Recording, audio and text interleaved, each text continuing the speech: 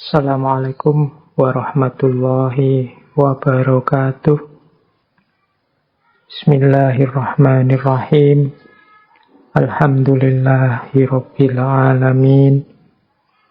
Assalatu wassalamu ala asyrafil anbiya'i wal mursalin, Sayyidina wa maulana Muhammadin wa ala alihi wa ashabihi wa man tabi'ahum bi ihsanin ila yaumiddin. Bismillah.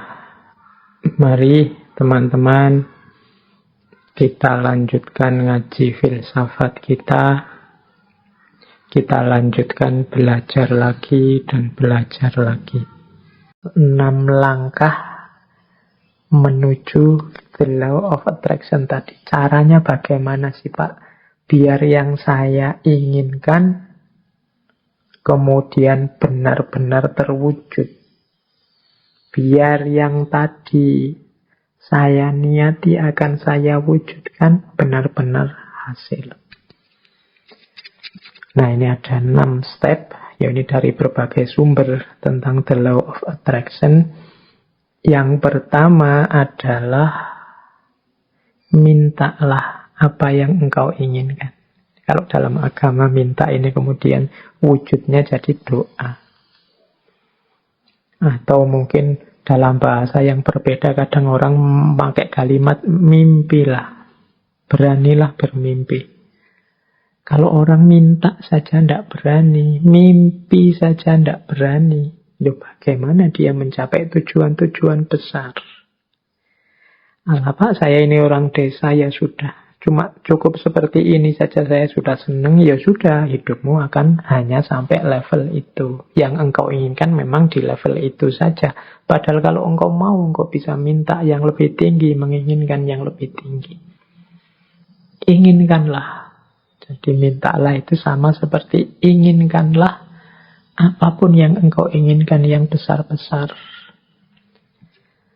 Kalau sudah menginginkan, sudah minta, jangan lupa.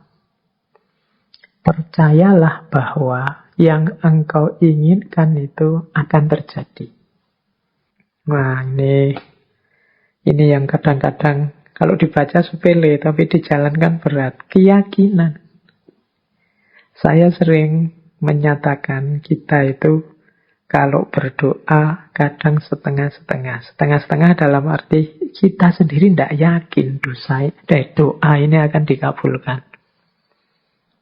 Jadi wong kita sendiri tidak yakin bahwa keinginan kita akan terkabul. Ya wes, tidak akan wujud wong kita sendiri tidak yakin. Kalau kita yakinnya 50%, ya wujudnya mungkin ya hanya 50% nanti buahnya.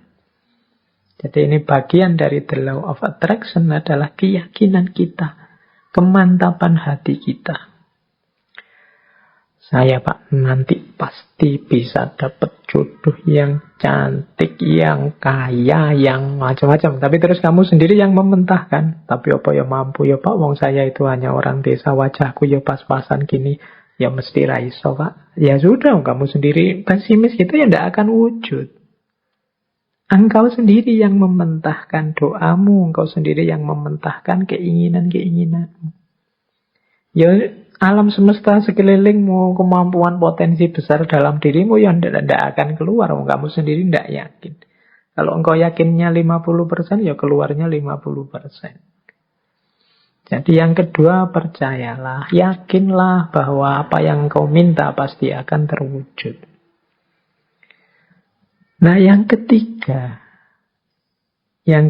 ini siapkan dirimu untuk menerima kesuksesan sebagaimana yang engkau minta. Ya kan? Loh, kalau engkau minta, Pak, saya punya tujuan lulus kuliah yang paling cepat. Saya ingin lulusnya saya paling awal dengan nilai paling tinggi. Loh, kamu harus menciptakan dirimu sejak sekarang sebagai orang yang siap sebagai mahasiswa yang lulus tercepat terbaik. Kalau engkau bercita-cita punya Kayak tadi ya, meskipun artifisial. Punya istri cantik, punya istri kaya, punya istri luar biasa, ya bersiaplah ciptakan dirimu sebagai orang yang pantas punya istri cantik, kaya, dan lain sebagainya. Jadi, di antara tandanya bahwa engkau yakin akan terkabul, itu engkau siap-siap untuk menerimanya. Lah kalau engkau tidak siap menerimanya, ya dia tidak akan hadir. Siapkan lahir batinmu untuk menerima anugerah terkabulnya doamu. Tapi kalau engkau tidak siap lahir batin, itu ibaratnya wadah. Kalau engkau minta diberi air, misalnya, ya siapkan mangkok yang bisa menampung air. Kalau engkau minta diberi beras, ya siapkan kantong yang bisa menampung beras, kan itu. Nah, kalau engkau tidak siapkan kantongnya, tidak siapkan mangkoknya, air dan beras itu mau ditaruh di mana, ya dia akan lewat begitu saja dalam hidup. Jadi yang ketiga, siapkan dirimu untuk menerima. Mungkin engkau pernah berdoa, sebenarnya doamu itu kabul, tapi engkau tidak siap menerima. Sehingga anugerah itu lewat begitu saja. Teman-teman mungkin pernah dengar cerita atau membaca cerita ya, satu ketika ada banjir, kemudian ada orang yang naik ke atas genteng, menunggu datangnya pertolongan. Dia berdoa, ya Allah, semoga selamatkanlah aku dari banjir ini. Kemudian tiba-tiba datang tim SAR membawa perangkat untuk penyelamatan. Dia mau menyelamatkan dia tidak mau. Tidak, saya menunggu Allah langsung yang menyelamatkan saya, bukan tim SAR. Silahkan lewat saja. Kemudian tim SAR lewat begitu saja, wong dia tidak mau. Sampai hari berikutnya juga begitu. Tim SAR balik lagi, dia tetap tidak mau. Menunggu langsung pertolongannya Allah. Akhirnya dia meninggal. Wong yo tidak cepat-cepat ditulungi. Nah, begitu sampai di akhirat, dia protes sama Allah. Ya Allah, saya berdoa loh untuk meminta pertolongan-Mu. Wong aku ini orang soleh. Kok engkau tidak datang-datang menolongku? Terus Allah jawab, lah, aku kirimkan tim SAR pertama, tim SAR kedua, tim SAR ketiga. Itulah mbok anggap pertolongan dari siapa? Ya ternyata dia tidak siap untuk menerima pengabulan doanya. Baik, yaitu ilustrasi kasarnya. Yang ketiga, bersiaplah tadi yang menerima terkabulnya doa. Jadi yakin, percaya, dan siap. Yang keempat, kalau bahasanya the law of attraction, visualisasikan.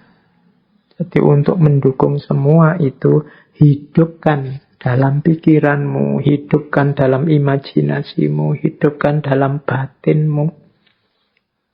Ketika doa itu dikabulkan, terus menerus. Jadi bayangkan keberhasilan itu dalam pikiranmu. Jadi ini untuk membantu fokus tadi. Kalau dalam agama seandainya berdoa, ya untuk membantu biar doanya lebih mantap sepenuh hati.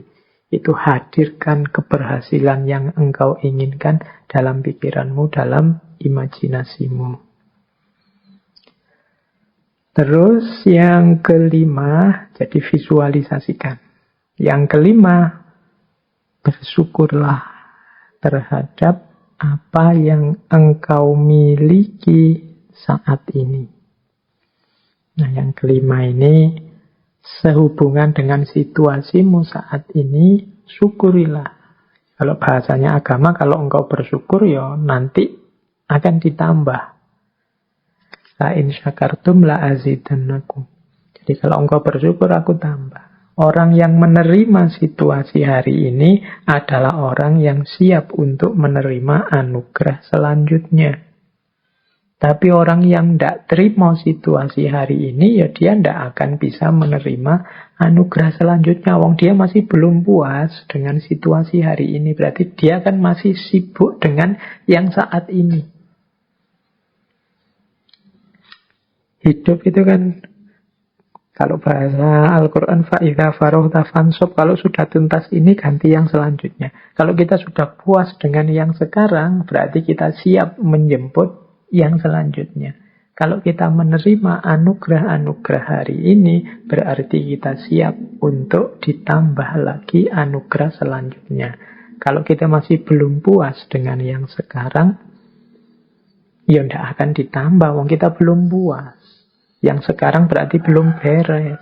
Masih kita keluhkan, masih kita komplain, masih kita protes. Jadi yang kelima, jadilah pribadi yang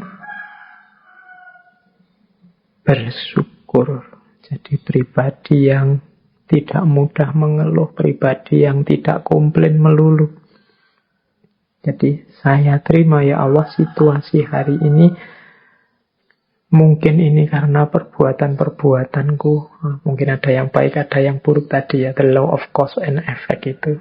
Saya syukuri yang baik-baik. Dan aku mohon selanjutnya berikan aku. Nah, itu namanya siap menerima anugerah selanjutnya. Dan yang terakhir, untuk mencapai tujuan dari yang kita inginkan, menurut the law of attraction tadi, rencanakan dan usahakan langkah-langkah untuk menarik apa yang engkau inginkan. Orang yang pikirannya fokus pada keinginannya, sangat serius pada cita-citanya, itu pasti dia tidak diam saja. Jadi kelihatan. Jadi bukan orang yang minta terus tidur. Jadi dia minta, kalau memang benar-benar ingin terwujud, ya dia akan punya aksi-aksi, punya tindakan-tindakan, baik tindakan-tindakan untuk mewujudkan maupun tindakan-tindakan untuk bersiap menerima hasilnya. Jadi di yang terakhir ini sebenarnya sifatnya otomatis. Kalau kita sedang sangat cinta dengan seseorang misalnya, itu tanpa disuruh kan kita akan melakukan banyak hal untuk meraih cintanya. Ini sudah otomatis. Tapi kalau kita tidak terlalu cinta atau setengah-setengah, ya mungkin tidak terlalu serius juga melakukan sesuatu untuk mendapatkan cintanya. Jadi logikanya seperti itu. Kalau kita memang cinta sama Allah, tidak perlu diperingatkan tiap hari, tidak perlu diancam-ancam dengan neraka, tidak perlu diiming-imingi dengan surga. Engkau pasti sudah selalu ingin dekat dengan Allah, melakukan aktivitas apapun yang membuatmu dekat dengan Allah. Ini otomatis. Jadi ini 6 langkah dalam konteks the law of attraction. Mintalah apa yang engkau inginkan. Percayalah bahwa yang engkau inginkan pasti nanti akan terwujud. Persiapkan dirimu untuk mendapatkan apa yang engkau inginkan. Kemudian visualisasikan, bayangkan keberhasilanmu dalam pikiranmu, dalam batinmu. Syukurilah kondisimu saat ini. Upayakan sejauh kemampuanmu untuk mewujudkan keinginanmu.